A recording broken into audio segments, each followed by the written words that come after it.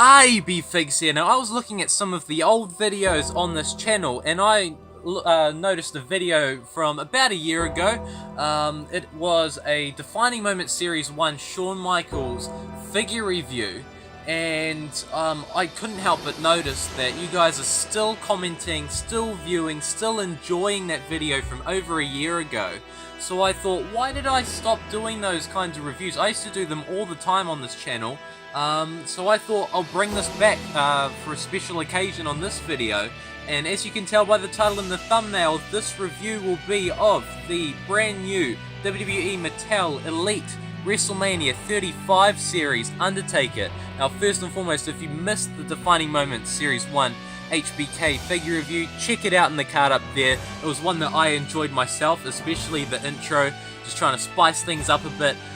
So hopefully you all enjoy this review. I'm going to try, well, actually I did a review similar to this 3 years ago on the WrestleMania 32 Undertaker figure, but it was like 18 minutes and the camera, the focus wasn't even working properly. So let's, let's blow that one out of the water with this one. This is very similar. A couple minor changes that we'll go over in this video.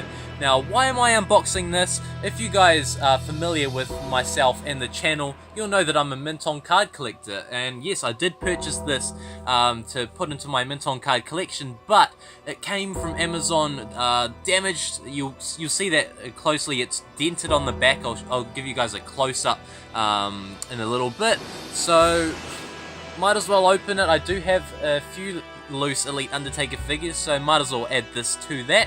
So we'll just take a quick overview of the box. It says Undertaker at the top, the WrestleMania 35 logo, True FX technology. We'll be taking a good look at that in a minute. Includes interchangeable hands, that's pretty damn cool. Elite Collection logo. On this side of the packaging, there's a picture of Undertaker ready to square up. The WrestleMania 35 logo. At the time of the recording, it is really, no one knows if Undertaker will be at WrestleMania this year. I really hope he will be. And on this side, the Elite Collection logo and Undertaker. Now looking at the back of the box, you guys will see the dent. So at the top, the WrestleMania logo, Undertaker. There's some stats, True FX, and there's a picture of him at WrestleMania 33. Pretty sad moment, and oh man, that struck me really hard watching that live.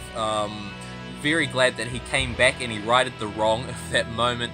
But yeah, that's what this figure's based on. The other figures in the set, Sasha Banks, Triple H, Undertaker, and Scott Hall. Yeah, you can see it's kind of dented along there. So it does still sting for me as a mint on card collector to be opening figures, but we gotta do what we gotta do.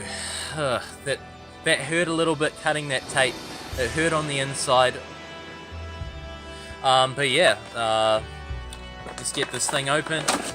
Well, I'll get them out of the bubble and we'll take a closer look.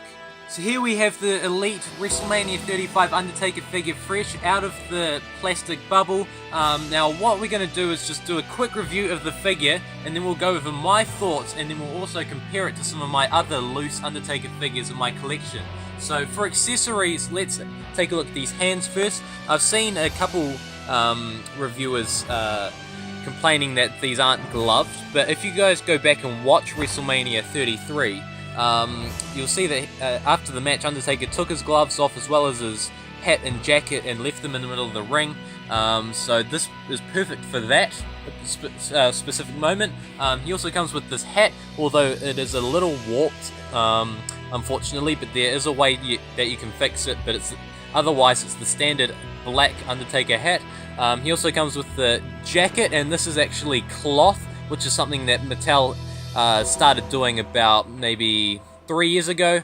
So we'll take that off right now, and we'll take a look at the head first. He has brown hair, which is a bit interesting, and he has the True FX technology to get a lot of detail that you wouldn't usually be able to get in an Undertaker face. He has the neck tattoos, and he has the tattoos all up and down both of his arms. He comes with the black elbow pad, the two black gloves. He has the black singlet here, signature Undertaker. He has the long black leather pants with the silver belt buckle, and to close it all off, he has black boots.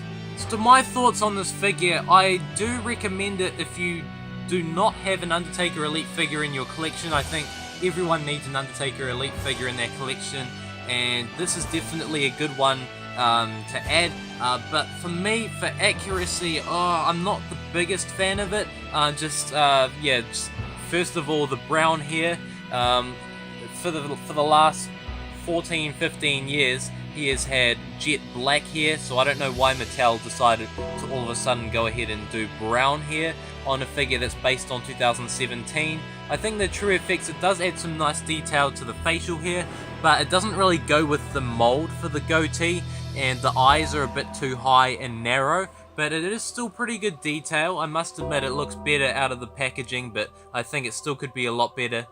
With the jacket, it's nice that they've got a cloth jacket for those who like to take the figures out of the packaging and move them around, pose them around a bit. It is nicer in that regard, better than the plastic jackets like this one here. Well, I've kind of done some studs on mine, but yeah, this is a plastic jacket. I actually prefer this one for display purposes, but you're not going to please everyone. I think more people will prefer this one to that one, so I think that's totally fine. But yeah, this one is a bit baggy and stuff. With this one, it looks it's always going to look great like that.